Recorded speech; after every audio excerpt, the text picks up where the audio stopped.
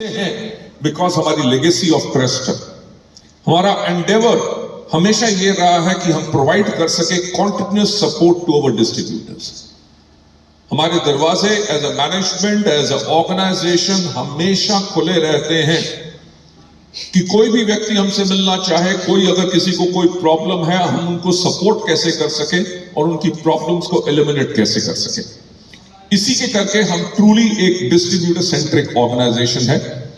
Out of the thousands of direct selling companies, हजारों companies के अंदर से Vestige is the only Indian direct selling company जिसकी global presence है India में, और हमने 20 साल के बेंचमार्क को अचीव किया है।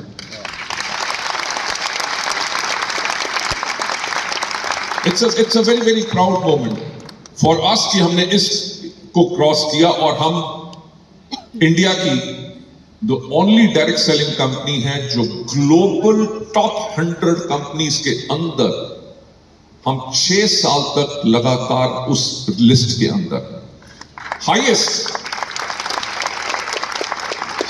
Ranking globally.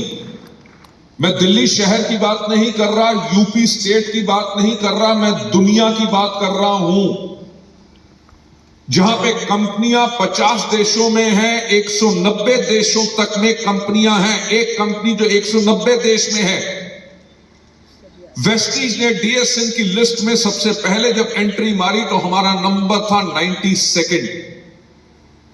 ये 6 साल पहले की बात है। अगले साल 92nd से हमारा नंबर रैंकिंग गिर के आ गया 93rd।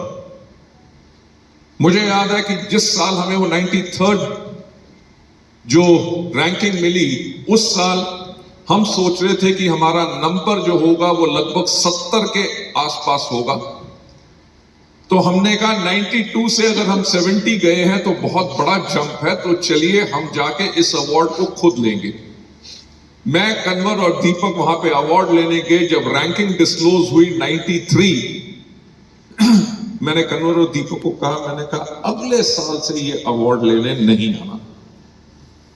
मैंने कहा हम तभी अवार्ड लेने आएंगे, और उसके बाद अभी तक गए नहीं। हम तभी अवार्ड लेने आएंगे जब हम दुनिया की टॉप 10 डायरेक्ट सेलिंग कंपनी होंगे।